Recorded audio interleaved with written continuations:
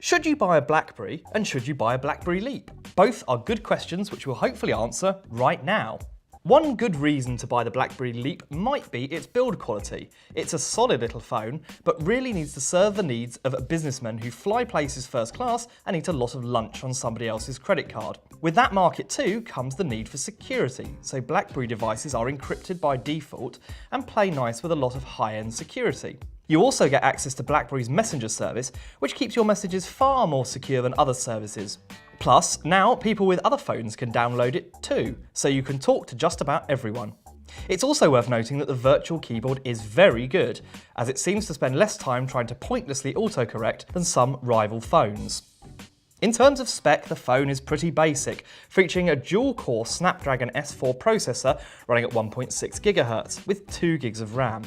It's not the fastest processor out there, but BlackBerry doesn't require the same amount of power to get things done as Android. Internal storage is 16 GB and you can expand that with microSD cards. The phone is capable of taking a 128 GB card if you so choose. That will allow you to carry an awful lot of music and video around with you, assuming you're not too business for such folly. Saving on processor power has a good effect on the battery life and cost. The Leap can easily last you a couple of days away from the plug if you go easy with it. Even with hardcore usage, you'll still have enough battery life to get through a few calls at the end of a working day. The spec might be something of a concern for running Android apps though, which is a pretty nifty feature in itself and brings new apps and life to the BlackBerry platform.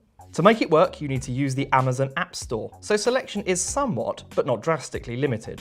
It's a good feature, and because this BlackBerry has a more traditionally shaped screen than some others, apps should run reasonably well on it. And speaking of that screen, its reasonably modest resolution of 1280 by 720 isn't that high by today's standards, but it looks good enough to use on the phone.